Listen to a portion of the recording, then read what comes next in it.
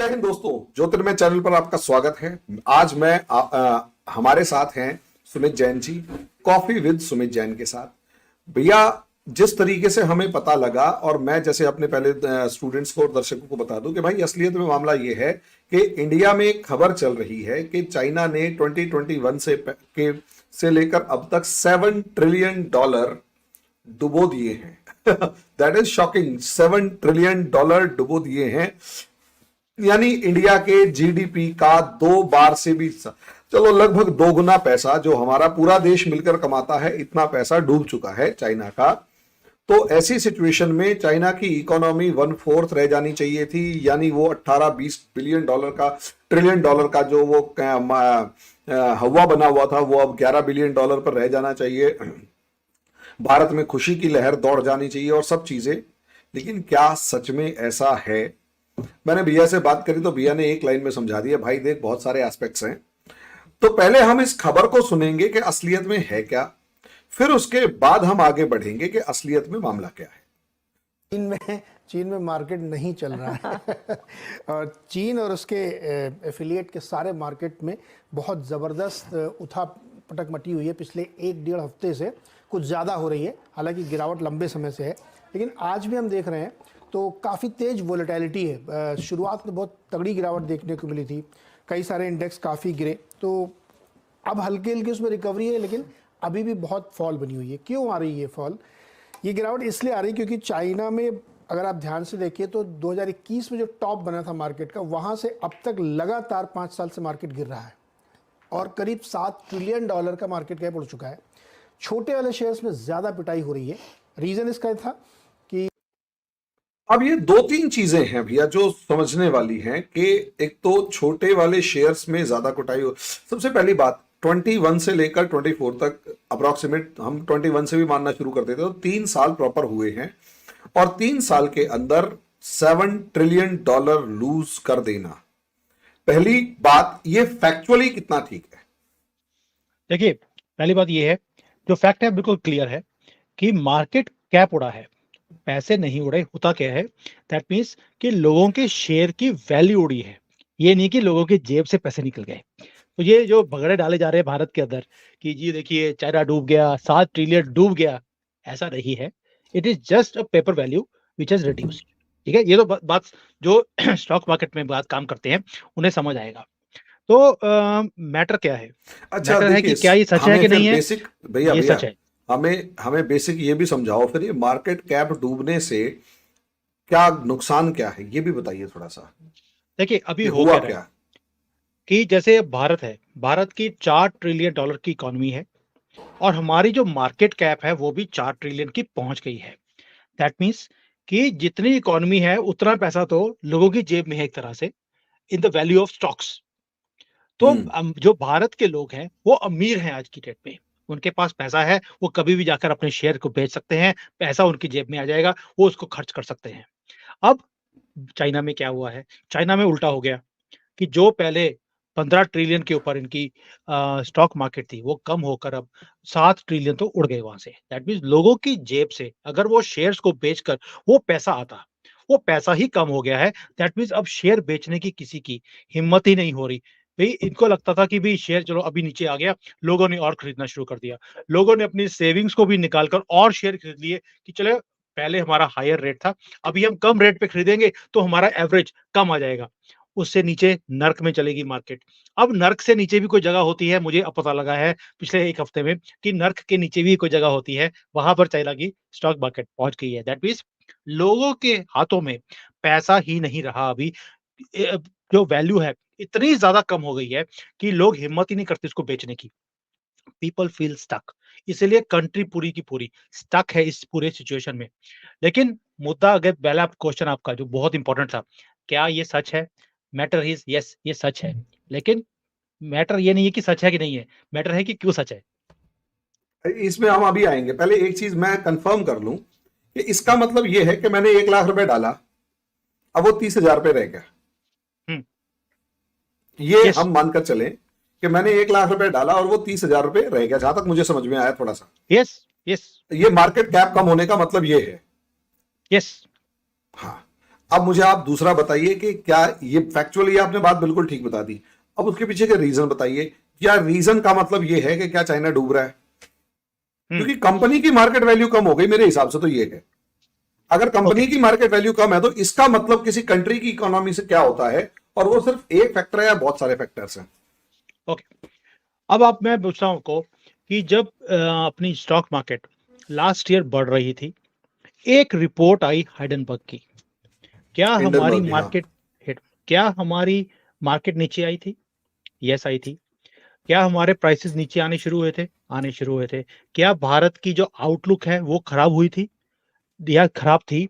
नहीं थी। That means एक रिपोर्ट के आने से भी मार्केट नीचे आ सकती है। इसका मतलब ये नहीं है कि भारत डूब रहा था या डूबने वाला था। पहली बात ये समझने की बात है कि मार्केट को इफेक्ट बहुत फैक्टर्स करते हैं। अब मैं आपको 2-3 फैक्टर्स बताता हूं जिसके कारण ये चाइना की मार्केट का बुरा हाल जो हम देख रहे हैं ये क्यों है। इसके 3 फैक्टर्स हैं, इंटरनल फैक्टर्स हैं, एक्सटर्नल फैक्टर्स हैं और पॉलिटिकल फैक्टर्स हैं, जो मैं आपके साथ डिस्कस करने वाला हूँ। जनरली पॉलिटिकल फैक्टर्स पता नहीं, एक तो हरि मोहन आपका नाम ऐसा है, हरि हैं तो सब कुछ बुलवा लेते हैं मेरे से। जो चीज़ें मुझे नहीं भी बोलनी चाहिए वो भी आपने लास्ट शो में मेरे से बुलवा ली थी। अब मैं पॉलिटिकल फैक्टर्स भी आपके साथ डिस्कस करूँगा। पहले एक्सटर्नल फैक्टर्स के ऊपर आते हैं। मार्केट हम्म। जो है वो बहुत फैक्टर्स के साथ इफेक्ट होती है। एक्सटर्नल फैक्टर्स बहुत इंपॉर्टेंट है और चाइना के लिए अमेरिकन पॉलिटिक्स और इंडियन पॉलिटिक्स बहुत मायने रखती है आज की डेट में। वो कैसे? क्योंकि यहां पर जो अगर कांग्रेस की गवर्नमेंट आती है, आपने पहले भी देखा है, जब कांग्रेस की गवर्नमेंट भारत में आई, भारत नीचे जाता गया, चाइना बढ़ता गया। ये भी 3 या 4 ट्रिलियन के ऊपर थे, ये शूट अप करके 14 पे चले गए और हम नर्क में चले गए। We went into fragile 5। वो सारे एग्रीमेंट्स हम सबको मालूम है, जो भारत ने उस वक़्त कांग्रेस की गवर्नमेंट में बैठे हुए लोगों ने चाइना की गवर्नमेंट के साथ किए थे। तो चाइना भारत के अंदर अगर कांग्रेस की गवर्नमेंट आती है, भारत को फ़ायदा कम, चाइना को ज़्यादा होता है और वही काम अमेरिका के अंदर भी है। अगर बाइडेन आया है, तो इनकी इकॉनमी बच गई, वरना ट्रंप ने तो इनकी खटिया खड़ी कर दी थी और कभी भी जिसको बोलते हैं आग लगा के खटिया को, उसने बाहर निकल जाना था। अभी आउटलुक ये है कि ट्रंप के वापस आने के चांसेस बढ़ गए हैं और जैसे-जैसे उसका चांस बढ़ रहा है, उसके नंबर्स इंक्रीज़ हो रहे हैं। गैप बाइडेन के साथ बढ़ता जा रहा है उसका। यहाँ पे उसने अभी तो प्रेज़िडेंट बना नहीं है, उसने पहले बोल दिया कि मैं 60% से ज़्यादा जो ट्रेड है चाइना के साथ, वो खत्म कर दूँगा। तो उसकी ये स्टेटमेंट सुनते ही यहाँ पे मार्केट हिल गई है। सेंटीमेंट नीचे यानी आ गया है। यानी हम ये कह रहे, आप सॉरी मैंने बीच में इंटरप्ट किया, कि मार्केट हिल गई है और ट्रेड वो जो मार्केट कैप है वो नीचे आ गया है, शूट डाउन हो चुका है और 7 ट्रिलियन।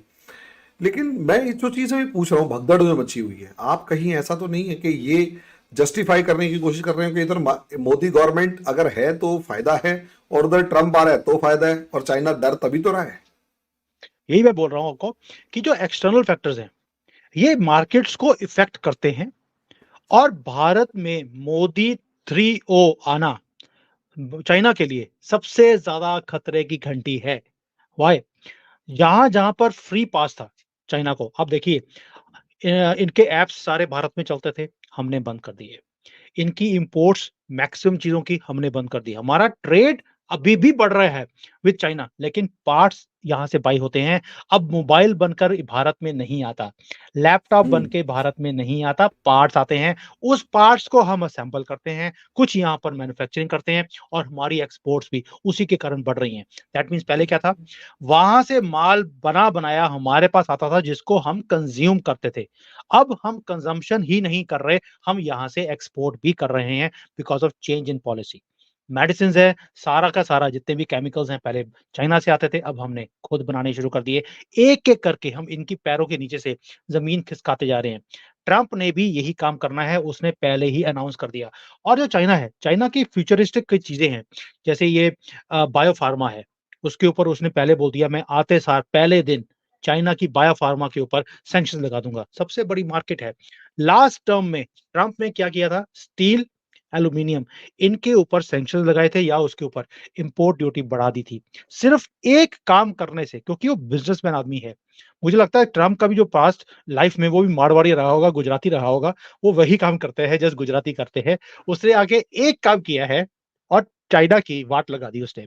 और उसी कारण तब जो 2018 में कई चीज़ें ट्रम्प ने करी थी, आज तक चाइना उससे बाहर नहीं निकल पाया। वही काम मोदी जी कर रहे हैं। सो ये 2 चीज़ें हैं जिसके कारण ये डरे हुए हैं कि अगर मोदी वापस आ गया, which they feel it is going to come, and Trump आ गया, तो हमारी कंट्री का आउटलुक जो है वो नीचे जाएगा और जा भी रहा है। क्योंकि मोदी ने पहले बोल दिया कि हम कुछ बड़े डिसीजंस लेने वाले हैं 3O में, जो कल ही उन्होंने स्पीच में बताया है। That means China also knows ये बिग डिसीजंस क्या हैं। एक तो ये है कि ज़ीरो टॉलरेंस पॉलिसी है हमारी। ये वर्ड्स हैं मोदी जी के कि हमारी, बेशक वो बोलते हैं कि टेररिज्म के अगेंस्ट ज़ीरो टॉलरेंस है।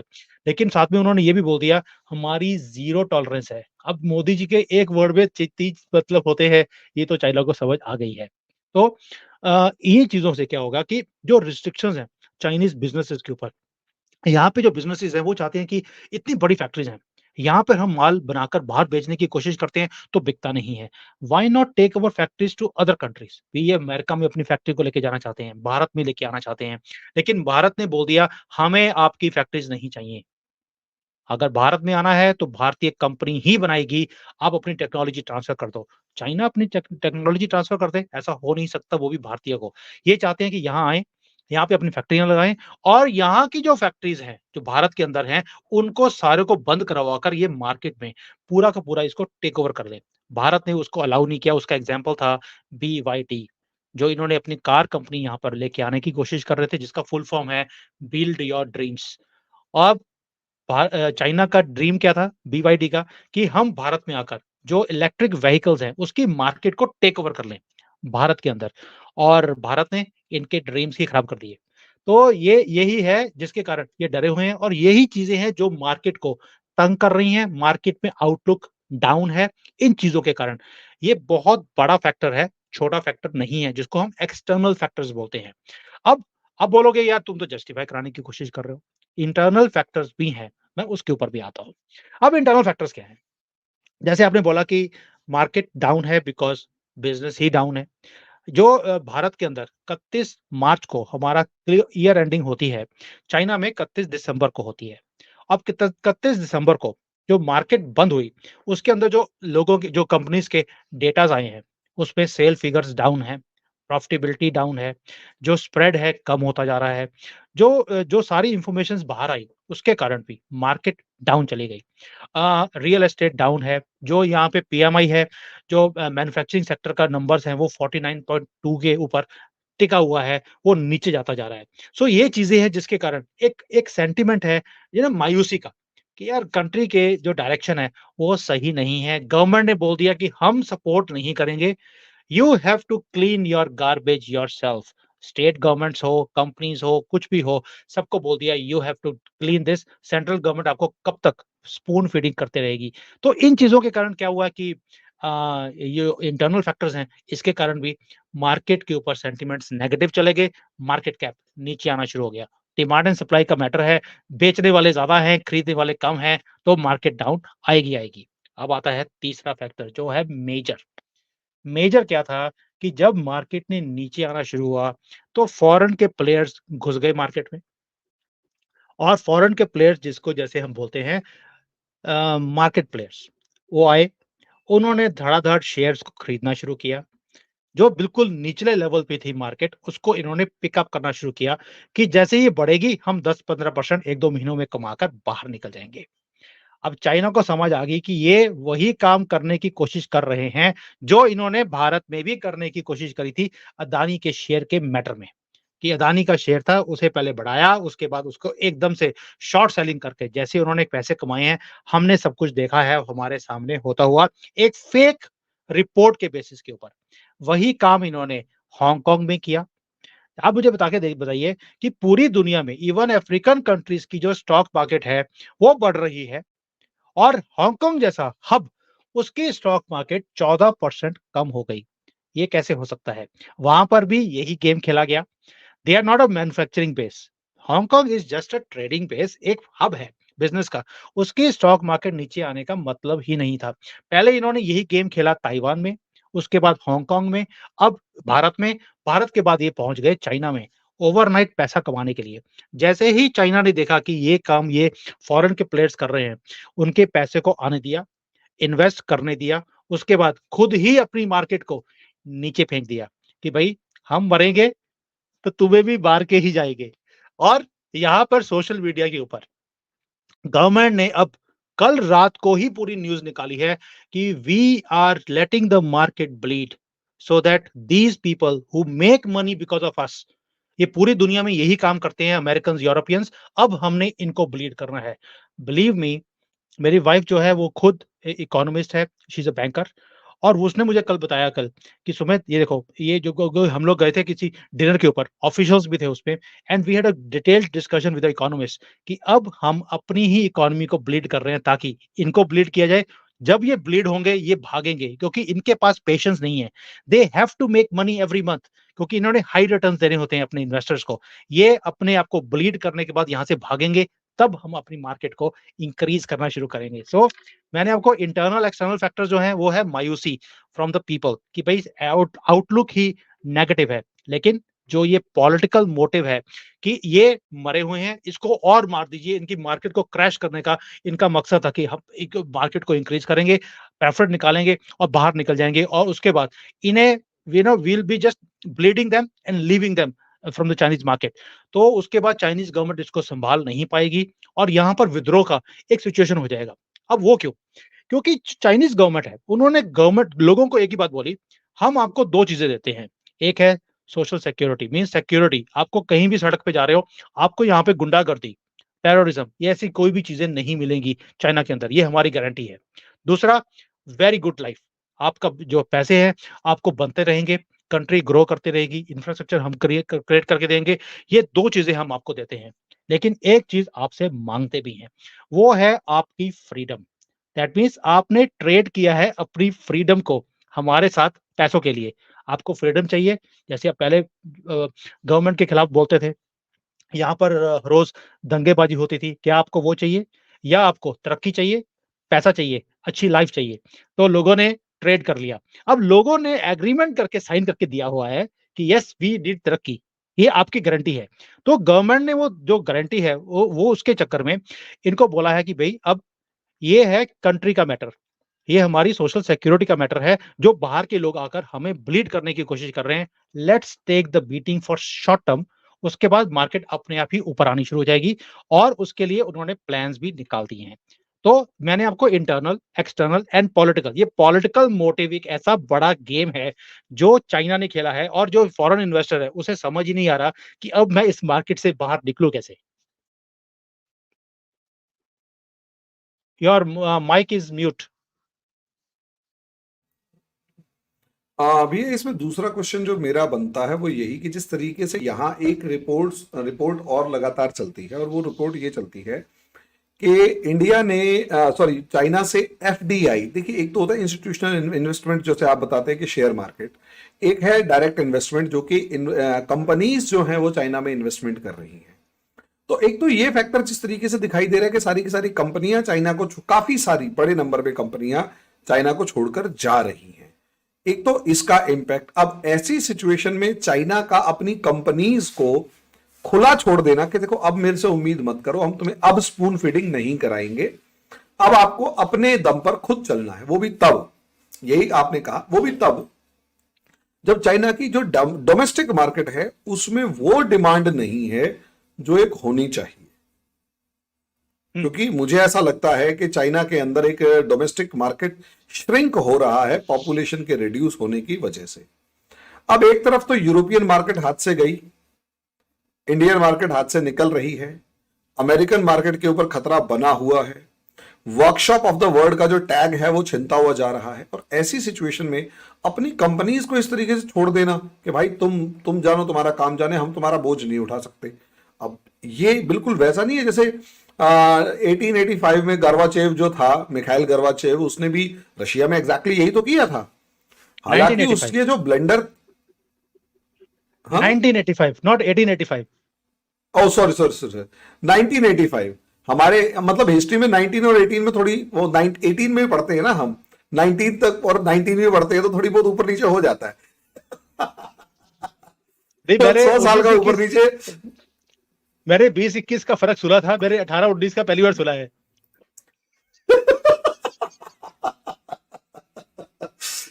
अब हिस्ट्री के मास्टर है भैया, थोड़ी बहुत तो गलती देखो। फिर बच्चे भी कह रहे थे सर आप देखो 1800 से 1900 में कैसे पहुंच गए, या 1900 से 1800 में, आज वही वाली फीलिंग आई। मैं जो चीज कह रहा था, मिखाइल गोर्बाचेव ने जो 1985 के अंदर जो रिफॉर्म्स किए थे, ग्लासनोस्ट और पेस्ट्रोइका वाले, जिसके अंदर पॉलिटिकल भी थे, इकोनॉमिक भी थे। अब हालांकि उसकी जो मिस्टेक ब्लेंडर था वो यही था कि पॉलिटिको इकोनॉमिक जो रिफॉर्म्स थे उसमें पॉलिटिकल रिफॉर्म्स बैकफायर किए, और इकोनॉमिक रिफॉर्म्स जो थे वो जड़ हो गए, रुक गए, और उसकी वजह से। लेकिन इकोनॉमिक रिफॉर्म्स एकदम से करना भी स्टेप बाय स्टेप की जगह वो उसको बैकफायर कर रहा था। चाइना ने स्टेप बाय स्टेप किए जिसका फ्रूट्स मिले, लेकिन एकदम से जैसे अगर पीछे खींच रहा है हाथ, तो जिस बच्चे को स्पून फीडिंग की आदत हो और वो उस टाइम पर चल रहा हो, मतलब स्पून फीडिंग की आदत है और उसे आपने छोड़ दिया, तो वो उस टाइम पर चल, आप उसको छोड़ दिया और उस टाइम पर छोड़ा जब जलजला तूफान आया हुआ है, तो यस, मामला खराब है। ये काम इसे 2013 में करना चाहिए था, जो 2023 में कर रहे हैं, 24 में कर रहे हैं। ये समझाओ इसका इंपैक्ट क्या देख रहे हैं आप? ओके। ना पहली बात ये है कि आपने बोला कि गवर्नमेंट ने हाथ खींच लिया। मैंने आपको बोला कि गवर्नमेंट ने हाथ खींचा नहीं है। गवर्नमेंट ने एक ही बात बोली है, दो चीजें हैं। एक, फैक्ट्री ऑफ द वर्ल्ड हमें नहीं बनना है एनी मोर। मैंने आपको पहले भी एक बार बताया था कि चाइना का इंटरेस्ट ही नहीं है चम्मच बाल्टियां बनाना। उसका रीजन है भारत ने चमचे बाहर से मंगवाने बंद कर दिए। भारत ने बोला हमारे पास चमचे इतने हैं, हम बाहर से चाइनीज चमचे हमें नहीं चाहिए। तो इसलिए इन्होंने भी बोल दिया कि जब हमारे चमचों की कहीं जरूरत ही नहीं है तो हमें बाल्टी चम्मच बनाने की जरूरत नहीं है। सर एक तो डबल वॉइस आ रही है, इसको कर। ओ, ओ, ओ, तो एक तो इसके कारण चाइना ने डिसाइड कर लिया कि हमें फैक्ट्री ऑफ द वर्ल्ड नहीं बनना। इसके कारण भी यहाँ पे मैन्युफैक्चरिंग कम होती जा रही है, बिकॉज फोकस ही नहीं है। फोकस किसके ऊपर है? फोकस है हाई एंड इंडस्ट्रीज के ऊपर, जो मैंने पहले भी बताया आपको कि they want to go into the futuristic industries. वो ईवी है, वो सोलर है, वो आर्टिफिशियल इंटेलिजेंस है, रोबोटिक्स है, ऑटोमाइजेशन है। आप सब चीजों में देखेंगे अभी चाइना बहुत तेजी से आगे बढ़ रहा है और दुनिया को पीछे छोड़ता जा रहा है। तो that means focus has been changed from factory of the world to the future of the world, कि पूरी दुनिया हमारे ऊपर डिपेंडेंट हो जाए। बेशक वो 5G है, 6G है, अब ये 9G की बातें बोल रहे हैं, अभी हम 6G की बात कर रहे हैं, यहाँ पर 9G की बातें ऑलरेडी शुरू हो गई हैं। तो they are going into those things very very fast. This is one thing. Second, जो सपोर्ट है, गवर्नमेंट ने सपोर्ट खींचा नहीं है। गवर्नमेंट ने सिर्फ फॉरेन कंपनीज को जो सपोर्ट देते थे वो खींची है, ताकि आप please take your bag and leave the country. आपकी जो जरूरत थी हमारी कंट्री को आगे लेके जाने के लिए, वो हमारी पूरी हो गई। हम पहुंच गए जहां पहुंचना था। Now you have nothing more to give to us, please leave our country. अब 90 to 97% लोग यहाँ से ऑलरेडी बाहर जा चुके हैं। They have already left the market, जो फॉरेनर्स हैं। अब उनकी जो कंपनीज हैं वो भी आहिस्ता आहिस्ता वहां से निकलती जा रही है। It will take a long time. आपको क्या लगता है इतना बड़ा सेटअप यहाँ पे खड़ा किया हुआ है, 10 साल लग जाएंगे इनको आहिस्ता आहिस्ता निकलने के लिए। ओवरनाइट कोई भी यहाँ से निकल नहीं सकता, क्योंकि अगर एप्पल को भी भारत में आकर अपनी फैक्ट्री को एस्टेब्लिश करना है, it will take them 10 years। कि वो 50% प्रोडक्शन भारत में बनाना शुरू करें, उसको 10 साल लग जाएंगे। इतना बड़ा सेटअप है। चाइना को भी मालूम है ये आहिस्ता आहिस्ता एक एक छोटी छोटी लाइन को ट्रांसफर करेंगे, और वो जो गैप है वो चाइनीज कंपनीज अपनी न्यू टेक इंडस्ट्रीज के साथ बढ़ती रहेंगी। पहली बात तो ये है। दैट मीन्स फॉरेन कंपनीज को सपोर्ट बंद किया है, चाइनीज कंपनीज को सपोर्ट बंद नहीं किया। अब वो कैसे? इन्होंने आहिस्ता आहिस्ता यहाँ पर चाइनीज कंपनीज को सपोर्ट करते जा रहे हैं, जैसे भारत कर रहा है। जैसे हमने हमारी वहां पर पीएम स्कीम्स आई हैं अभी, कि भी प्रोडक्शन लिंक स्कीम्स हैं, पीएलआई स्कीम्स हैं, वैसा ही काम चाइना भी कर रहा है। आप हाईटेक इंडस्ट्री लगाइए। चाइना ने भी पहली बार, मैं बता रहा हूँ, मोदी जी की पॉलिसीज को कॉपी करना शुरू किया है और उसी लाइंस पे काम करना शुरू किया, क्योंकि कॉपी मास्टर तो ये वैसे भी परफेक्ट है। तो अब यहाँ पर पीएलआई स्कीम्स हैं कि आप हाईटेक इंडस्ट्री में आइए, हम आपको पैसा देंगे। लेकिन पहले क्या था कि इन्होंने बाकी कंट्रीज के लोगों को बुलाया यहाँ पर और पैसा को फ्लड किया एक तरह से। तभी यहाँ पर इंडस्ट्री का फ्लड आ गया और आज वो फ्लड संभाला नहीं जा रहा। अब आहिस्ता-आहिस्ता पैसा देते हैं कि पहले अगर आपको प्रॉब्लम्स हैं, अपनी प्रॉब्लम्स को सॉल्व कीजिए और जब इनको लगता है कि अब इनकी बर्दाश्त से बाहर है, ये अब अपने आप को सस्टेन नहीं कर सकते, they give them 50 billion, 100 billion आराम से मार्केट में फेंकते हैं ताकि उनको सस्टेन किया जाए। सबसे बड़ा एग्ज़ाम्पल है रियल एस्टेट। इन्हें मालूम है कि रियल एस्टेट अगर डूब गई तो चाइना डूब जाएगा, इसको सस्टेन करना ज़रूरी है। लेकिन जैसे ही लोगों ने देखा कि गवर्नमेंट रियल एस्टेट को बचाने की बात करती है, 100 प्लेयर आ गए कि जी हम भी डूब गए हैं, हमारे से सस्टेन नहीं हो रहा, ताकि उनको लगता है कि फ्री में पैसा मिल रहा है गवर्नमेंट से, ले लो, बैती गंगा में हाथ धो लो। तो ये हिंदुस्तान में भी ऐसा होता है, तो चाइना में भी। वही काम है, पूरी दुनिया में ऐसा ही होता है और ये हमने 2008 में भी देखा है कि जब अमेरिका में क्राइसिस थे, रियल एस्टेट के वक़्त तब भी बड़े-बड़े बैंक्स ने अपने हाथ खींच लिए कि हमसे सस्टेन नहीं हो रहा, please give us aid package. तो वही चीज़ है जो गवर्नमेंट ने देखा कि ये लोग जिसको बोलते हैं विलफुल डिफ़ॉल्टर बनने की कोशिश कर रहे हैं। गवर्नमेंट ने थोड़ा-सा हाथ खींचा कि आराम से पैसे देना है, फ्लड नहीं करना मार्केट में, नहीं तो सुनामी आ जाएगी। तो they are now sustaining the businesses जो पिलर्स हैं चाइना के, उसको आराम-आराम से पैसा दिया जा रहा है ताकि इकोनॉमी नीचे ना आए, आहिस्ता से ट्रांज़िशन हो जाए और जो ये ब्लीडिंग है मार्केट की, ये रुक जाए। And they are doing it बहुत ब्यूटीफुली इसको इम्प्लीमेंट किया जा रहा है। मार्केट का आउटलुक जो फॉरेन में दिखाया जाता है, वो डिफरेंट है, चाइना में कंप्लीटली डिफरेंट है सिचुएशन। भैया इसमें क्वेश्चन जो लास्ट बनता है वो क्वेश्चन ये बनता है कि आप ये कह रहे हैं कि हम जैसे एक्सपेक्ट कर रहे थे कि एक बार बैठे हुए एज एन इंडियन मैं एक्सपेक्ट कर रहा था कि चाइना जो अभी कर रहा है वो असलियत में अभी नहीं कर रहा, उसे अभी की जगह उसे 2013 में कर देना चाहिए। आपकी बात सुन के आपका जवाब सुन के मेरे को ऐसा लगा कि चाइना असलियत में 23 में जो डिसीजन ले रहा है वो 2013 33 और 2034 और 2044 वाले डिसीजन ले रहा है कि हाई यस। एंड टेक्नोलॉजी पे ही काम करेंगे और ये सब चम्मच बाल्टियां नहीं बनाएंगे। चमचे भारत में ही बहुत है तो चाइनीज चम्मचों की जरूरत नहीं है। अब इसका एक लास्ट जो पार्ट बचता है वो ये कि कहीं मैं देखिए क्रिटिक मैं एज एन एंकर बात करने की कोशिश कर रहा हूं कि और जानबूझ के क्रिटिसाइज करने की कोशिश कर रहा हूं ताकि मुझे रिप्लाई मिले और मेरे कंसेप्ट सुधरे। मेरे को कोई दुश्मनी नहीं है, मेरे लिए चाइना एक बहुत अच्छा कॉम्पिटिटर है, लड़ेंगे तो लड़ पड़ेंगे वरना हम कॉम्पिटिटर है जहां यस। तक मुझे पता है। तो असलियत में जैसे अभी जो यूरोपियन कंट्रीज एक पेनफुल ट्रॉमा से गुजर रही हैं, चाइना में भी मुझे वही सिम्टम्स नजर आ रहे हैं। पहला पॉपुलेशन डिक्लाइन और शायद यूरोपियन कंट्रीज से बहुत तेजी से वन चाइल्ड पॉलिसी जो है उसने मुझे ऐसा लगता है कि काफी ज्यादा दबाव क्रिएट कर दिया। दूसरा, यूरोपियन और अमेरिकन कंट्रीज भी इसी high and research and development technology के ऊपर ही निकल गई थी और एग्जैक्टली जो आपने अभी वर्ड यूज किया कि हम चम्मच बाल्टी वगैरह नहीं बनाएंगे, हम रिसर्च करेंगे।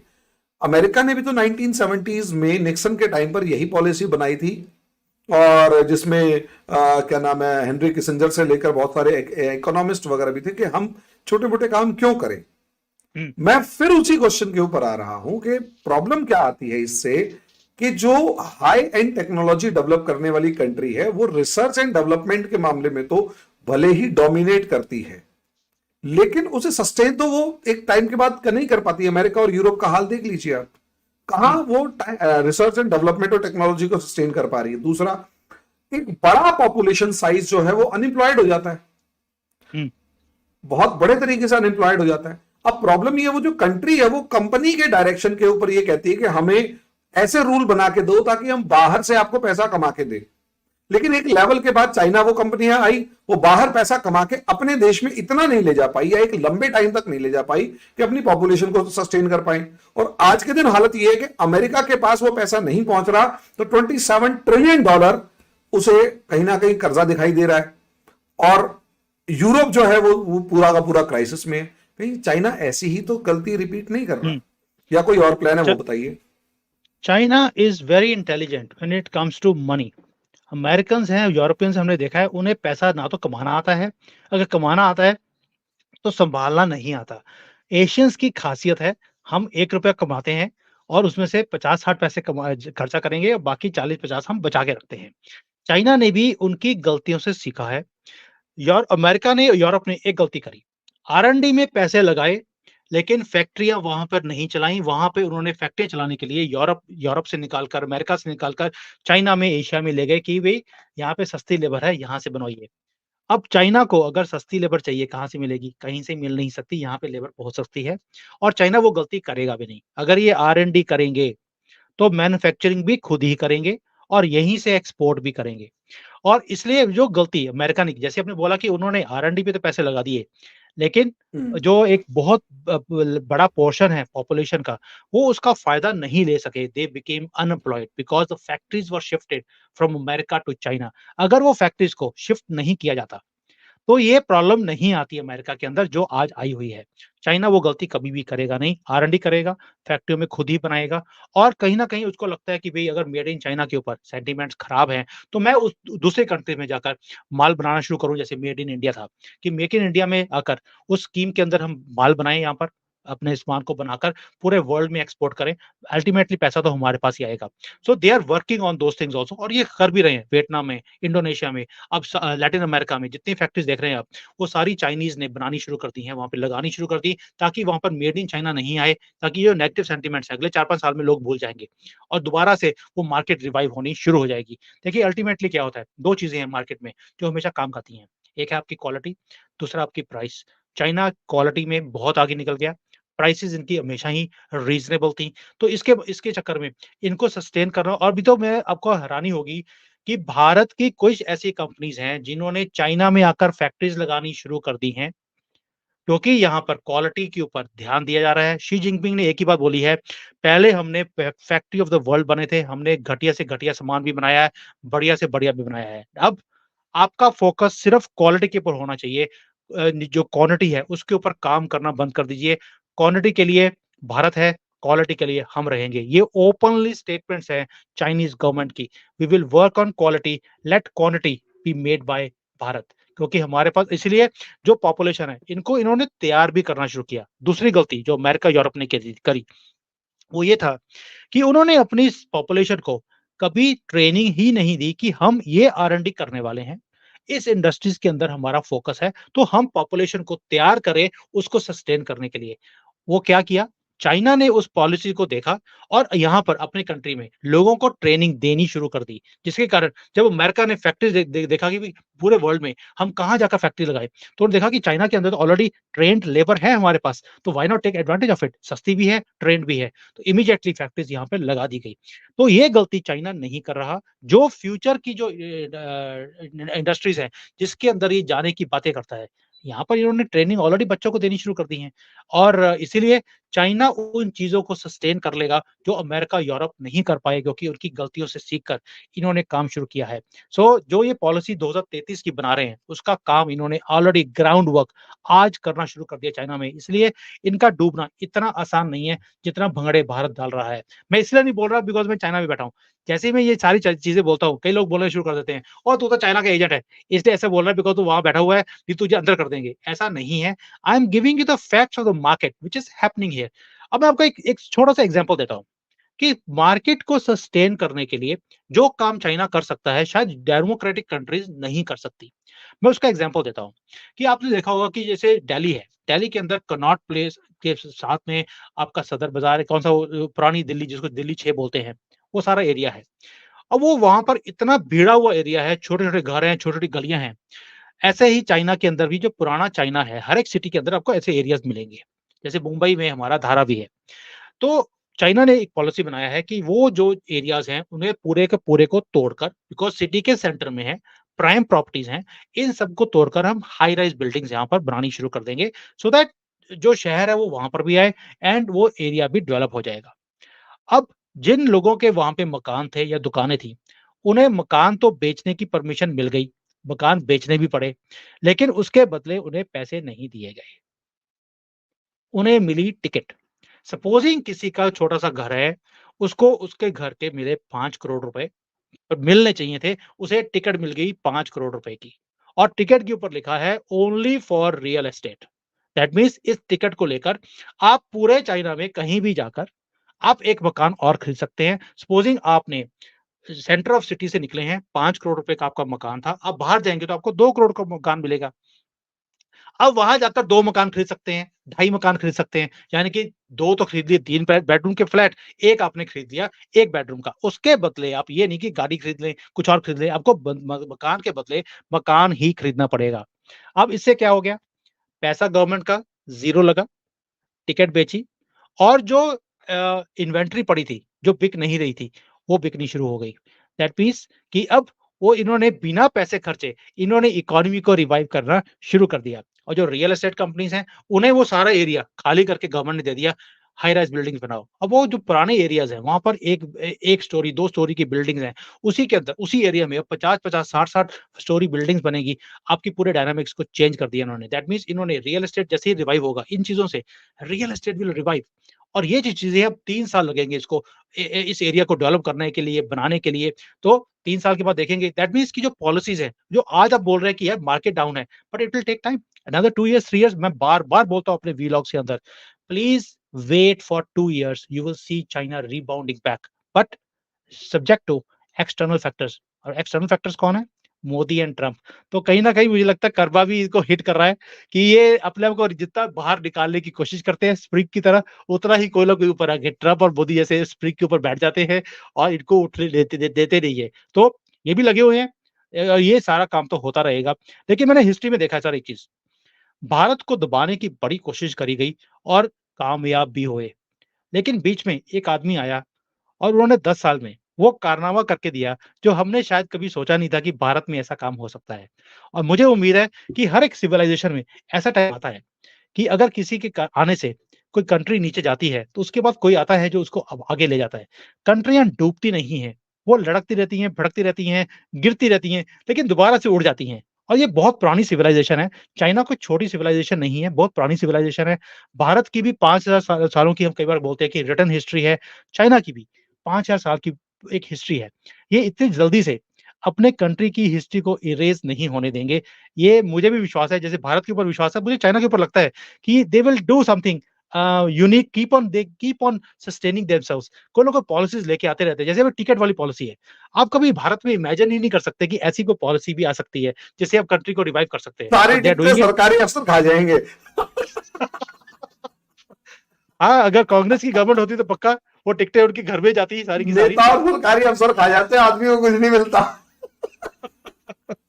लेकिन यहाँ पर ऐसा है कि देखिए, जो लोग हैं वो भी बोले नहीं। अगर भारत में ऐसी कुछ पॉलिसी आती तो लोग सड़कों पे आए थे, हमें तो पैसा ही चाहिए। लेकिन यहाँ पे क्योंकि कंट्री का मैटर था, लोगों ने समझा कि ये कंट्री के भले के लिए पॉलिसी बनाई है, they did not protest against it. ऐसा नहीं है कि यहाँ पे प्रोटेस्ट नहीं होते। फिर जब कोविड का 3 साल का लॉकडाउन था, उसके बाद लोगों ने प्रोटेस्ट किया और लोगों की बात सुनकर इन्होंने लॉकडाउन्स को खोला भी। तो अगर ऐसा ही चीज़ होती यहाँ पर तो ये टिकट्स के लिए भी लोग प्रोटेस्ट कर सकते थे, लेकिन नहीं किया बिकॉज़ कंट्री का मैटर है, कंट्री को ज़रूरत है चीज़ों की। तो पीपल सपोर्टेड इट और इसीलिए जो जब कंट्री के अंदर नेशनलिज़्म होती है, वो कंट्री कभी भी डूब नहीं सकती और कूट-कूट कर यहाँ पर nationalism means love for your country ये है यहाँ पर, इसलिए ये कंट्री सस्टेन कर लेगी। तो मैंने आपको इंटरनल, एक्सटर्नल, पॉलिटिकल ये मैटर बताए जिसके कारण ये स्टॉक मार्केट नीचे आ रही है। प्लस अगर ये सस्टेन कर लेंगे अपने आप को, this is a short term जो ये सेंटिमेंट्स हैं, नेगेटिव है अभी सेंटिमेंट्स, ये आहिस्ता-आहिस्ता खत्म होंगे जैसे-जैसे पॉलिसीज़ मार्केट में आ रही हैं गवर्नमेंट की, पैसा मार्केट में डालना शुरू कर दिया, slowly, not flooding the market ताकि लोगों की आदतें खराब ना हो जाएँ। जैसे ही लोगों को लगता है कि ये फ्री में मनी गवर्नमेंट से आता है, आपको विलफुल डिफ़ॉल्टर्स खड़े होने शुरू होते हैं। To stop those people, they are giving the money slowly and sustain ताकि मार्केट सस्टेन करे और आहिस्ता-आहिस्ता अपने आप को पिकअप करके कंट्री को आगे लेके जाए। टाइम बताएगा कि कितना ये कामयाब होते हैं। अगर आप मेरे से पूछेंगे because I am very deeply associated with the industries in this country. Sentiment down है, आउट नहीं है। भी जब कांग्रेस का टाइम था 2004 4 से 14 तक, हमारा सेंटीमेंट ही आउट था और तभी हमारे जैसे लोग कंट्री को छोड़ के चले गए कि इस कंट्री का कुछ हो नहीं सकता और गवर्नमेंट जो वर्ल्ड है, उन्होंने भी जो इंडिया की स्टोरी थी, ग्रोथ स्टोरी, उसको उन्होंने ठंडे बस्ते में डाल दिया था कि इस कंट्री का कुछ नहीं हो सकता। लेकिन फिर कुछ हुआ जो 10 साल भी हमने देखा है और एक ऐसा और जो कल मोदी जी ने स्पीच दिया है, जो उन्होंने आंकड़े दिखाए, वो कुछ ऐसा नहीं था कि हम ये करेंगे। हमने कांग्रेस के टाइम पे हमने हमेशा सुना था कि हम देख रहे हैं, हम देखेंगे। राजीव गांधी के बड़े फेमस स्टेटमेंट्स हैं, हम देख रहे हैं, हम देखेंगे। लेकिन मोदी जी ने क्या कहा है? इन्होंने कभी बोला ही नहीं हम देख रहे हैं। उन्होंने बोल दिया ये कर दिया, आगे क्या? राम मंदिर के बाद एक ही बात बोली थी, ये तो हो गया, आगे क्या? तो ये चीज़ें हैं जो मैंने भारत में देखी हैं और यही चीज़ें मैं अब चाइना में सेम पॉलिसीज़ जहाँ देख रहा हूँ, ये तो हो गया, नर्क से नीचे पहुँच गए, अब आगे क्या? आगे कुछ नहीं, अब इसके बाद राइज़ ही राइज़ है। और बाउंस बैक। जो हम बाउंस बैक है और जो हमें नीचे लाने की कोशिशें कर रहे हैं, specially America and European countries, अब हम इन्हें भी उतना ही ब्लीड करेंगे जितना ये हमें ब्लीड करने की कोशिश कर रहे हैं। इसी नोट के साथ इस टॉपिक को यहीं रोकेंगे कि जिसने सुंदर तरीके से भैया ने यहां में समझाया, बिठा के आराम से एक एक चीज को एक्सप्लेन किया, तो उसका एक चीज नजर आती है कि कई बार क्या होता है, दूर बैठे हुए ढोल अच्छे भी लगते हैं, जो अंदर बैठा होता है उसे जानकारी होती है जहां पर कि वो ढोल बज रहे हैं या क्या हो रहा है, या हो सकता है ढोल बजने की जगह कोई कंस्ट्रक्शन वर्क हो रहा हो या फिर कहीं तूफान मचा हुआ हो, डिपेंड करता है। ढोल दूर से सुहाने होते हैं, पास जाके देखने के बाद पता लगता है। और जो लोग ये कहते हैं कि चाइना में बैठे हुए हैं, चाइना के एजेंट है, देखिए एक्चुअली मेरा ऐसा मानना यहाँ पर ये है कि चाइना में बैठे हुए हैं तो चाइना की सिस्टम्स को ज्यादा गहराई से एनालाइज कर पा रहे होंगे कंपैरेटिवली मेरे और बाकियों के, जो कि दिल्ली में बैठ के यहाँ पर ड्रामा कर रहे हो, बातचीत कर रहे होते हैं कि भाई ये ऐसे हो गया वैसे हो गया, ओ माय गॉड, एक लाइन मिली कि $7 ट्रिलियन लॉस, तो उसके बाद गए। और ये जो कहानी है, हाँ, ओपन चैलेंज ये है कि अगर हमारा कोई भाई बंधु सर से डिसएग्री करता है, सुमित भैया से डिसएग्री करता है, तो मैं उसको वेलकम कहता हूं, आप आए और यहाँ आके सवाल पूछें, या तो आप व्हाट्सअप कर दें सवाल, या फिर यहाँ आए अगर आपके अंदर, हमारे को लगा कि हाँ आपके अंदर पोटेंशियल है, और आप हमारे सवालों के जवाब, आपको भी तो सवालों के जवाब देने पड़ेंगे, सवाल पूछने का हक है तो जवाब देने का भी हक, जवाब देने की हिम्मत भी होनी चाहिए। तो सवाल अगर हम पूछेंगे और आप जवाब नहीं दे पाए तो वो मामला खराब होगा।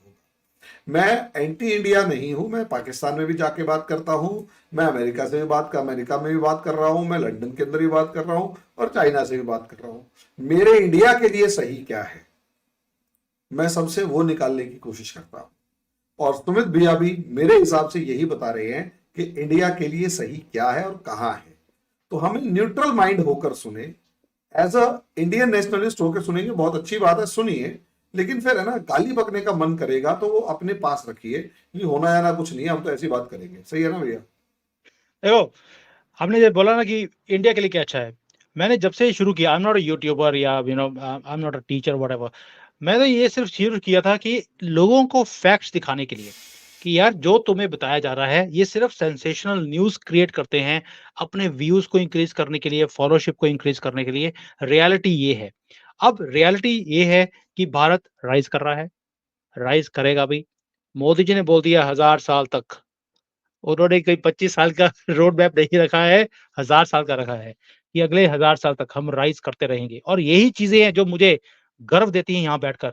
एक दुश्मन कंट्री में बैठा हूँ, जहाँ पर बोलने की इजाज़त नहीं है, लेकिन पंजाबी हूँ, क्या करूँ?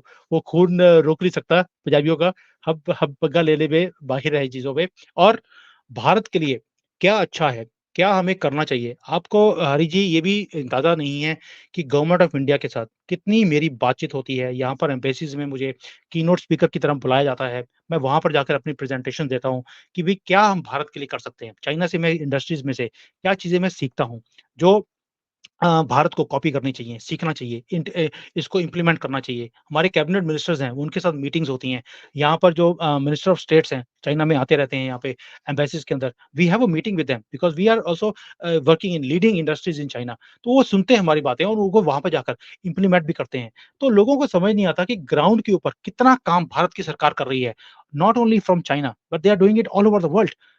पूरे जितने भी मिनिस्टर्स हैं हमारे, वो पूरे दुनिया में घूमते हैं, वहाँ पे सीखते हैं, वहाँ पे लोगों से बात करते हैं। ये जो मैन टू मैन कॉन्टैक्ट है, यही चीज़ें हैं जो भारत को आगे लेके जाएगा। और लेकिन सोशल मीडिया है भारत का कि वहाँ पर इतनी नेगेटिविटी है, मैं हैरान रहता हूँ कई बार देखकर कि भारत में इतना कुछ हो रहा है, दिखाते ही नहीं है। वहाँ पर कोई छोटी-सी नेगेटिव न्यूज़ होगी, उसको इतना बढ़ा-चढ़ा कर दिखाएँगे क्योंकि उसको सेंसेशन बनती है और उसके बाद वो न्यूज़ बन जाती है और people are interested in those things. आप और मैं जब भी डेवलपमेंट की बात करेंगे भारत के अंदर, लोग देखना ही पसंद नहीं करते कि भारत में डेवलपमेंट की कौन सी न्यूज़ है। उन्हें लगता है यार ये सेंसेशनल नहीं है, इसमें वही ना, मज़ा नहीं है। सेंसेशनल वीडियो होती है, उसके व्यूज जाते हैं 7 लाख, 5 लाख, दस हाँ, लाख 1 मिलियन तक। और वहीं जो हम और आप एक बहुत ही डीप लेवल डिस्कशन करते हैं, तो वहां व्यूज जाते हैं 30,000, 40,000। मेरे हिसाब से 40,000 भी बहुत है। हाँ, लेकिन ये, और लेकिन उसका वॉच टाइम बहुत अच्छा जाता है, यानी सीरियस बंदे सुन रहे हैं। और अगर इंडिया के 40,000 सीरियस बंदे सुन रहे हैं, 50,000 सीरियस बंदे सुन रहे हैं, तो इसका सीधा मतलब ये है कि yes, we are able to do something, और कोई तो सुन रहा है। True, true. Main thing is this. देखिए हम अपना काम करते रहेंगे। हमें ना आपको ना मुझे, हम दोनों को कोई व्यू से मतलब नहीं है। It is just to touch. अगर एक भी आदमी को हम टच कर दें, तो that is the purpose is solved कि उसको रियलिटी से मतलब है ना। एटलीस्ट एक आदमी तो है जिसे रियलिटी से मतलब है, उसे सेंसेशन से और बेवकूफ़ियों से मतलब नहीं है। भैया 50,000 बंदे इंडिया में खड़े हुए हैं जो इन सेंसेशनल्स की जगह रियलिटी जानते हैं, तो कम से कम वो सेंसेशन को न्यूट्रलाइज तो करेंगे और रियलिटी तो बताएंगे, और ये एफर्ट कामयाब होगा। अब आपसे बात करते-करते मुझे अभी-अभी मेरे उसके ऊपर मैसेज आ गया है कि चाइना ने जो अपना सीआरआर है, वो रिड्यूस कर दिया है। पहले 7% था, अभी 7% रह गया है 7.5 से। दैट मीन्स कि 2 ट्रिलियन आरएमबी और मार्केट में रिलीज़ कर दिए हैं गवर्नमेंट की तरफ से, ताकि लिक्विडिटी इंक्रीज़ हो और सेंटिमेंट्स को इंक्रीज़ किया जाए। So people are they are आपको वर्किंग नहीं ऑन इट लगता यार। ये चाइना का पैनिक बटन है? पैनिक बटन गवर्नमेंट नहीं दबा रही। गवर्नमेंट को मालूम है कि उन्होंने क्या करना है। लोगों के अंदर पैनिक बटन है, उसे थोड़ा-सा शांत करने के लिए ये काम किया जा रहा है। बिकॉज़ सेंटिमेंट्स अगर नेगेटिव हो जाते हैं, उसको पॉजिटिव करने में बहुत देर लगती है। और सेंटिमेंट्स ऑलरेडी पिछले पूरे साल में सेंटिमेंट्स इंक्रीज़ करने की बजाय कम होते जा रहे हैं यहाँ पर। Because if you ask anybody, उनको लगता है कि शायद हमारी गवर्नमेंट हमें सस्टेन नहीं कर पा रही, या वो पॉलिसीज़ को नहीं लेकर आ पा रही है, जिससे कि कंपनीज़ या बिज़नेसेस को राइज़ किया जाए। क्योंकि आराम से बैठकर पहले आप देख लीजिए, चाइना के अंदर आप कुछ भी बनाते थे, उसकी आपको मार्केट मिलती थी पूरी दुनिया में। आज की डेट में वो हाल नहीं है। तो जिसको बोलते हैं कि जो पुराने हैं, 40-50 साल पुराने, जिन्होंने वो टाइम देखा है कि दिन में 1 बार का खाना मिलता था टिकट के ऊपर। अब जो जिन्होंने वो टाइम देखा है, उन्हें फ़र्क नहीं पड़ता। लेकिन जो नई जनरेशन है, जिन्होंने जन्म ही गोल्डन स्पून से लिया है, everything was rising, everything was shining. अब हल्की-सी हवा चेंज हुई है, तो पत्ते की तरह वो हिलने शुरू हो गए, क्योंकि उन्होंने बुरा वक़्त देखा ही नहीं है। लेकिन कुदरत का ये एक सिस्टम है कि आपको सारे साइकिल्स, सारे जो मौसम है, वो देखने ही पड़ते हैं, उसी उसके बाद ही अगला साल आता है। तो वही काम चाइना के अंदर भी है, इन्होंने बसंत देखी है, अब थोड़ी-सी पतझड़ आ रही है, तो देखनी तो पड़ेगी। तो इसी के साथ आज का डिस्कशन वैसे खत्म करने का मन नहीं कर रहा, क्योंकि बहुत सारे सवाल दोबारा खड़े हो गए हैं, लेकिन अगले वीडियो के लिए इंतजार तो करना पड़ेगा, क्योंकि समय की बाध्यता है और वीडियो की भी एक लिमिटेशन होती है। तो अभी के लिए इतना ही। बहुत बहुत धन्यवाद। ज्योतिर्मय को और कॉफी विद सुमित जैन को, दोनों को लाइक करें, सब्सक्राइब करें, शेयर करें, बेल आइकन भी दबाएं, और अगले वीडियो का इंतजार करें। धन्यवाद। Thank you. Hi there. If you liked the video, please don't forget to smash the like button, subscribe to our channel, and activate the bell icon so that you receive all notifications whenever we upload a new video. Thanks for watching.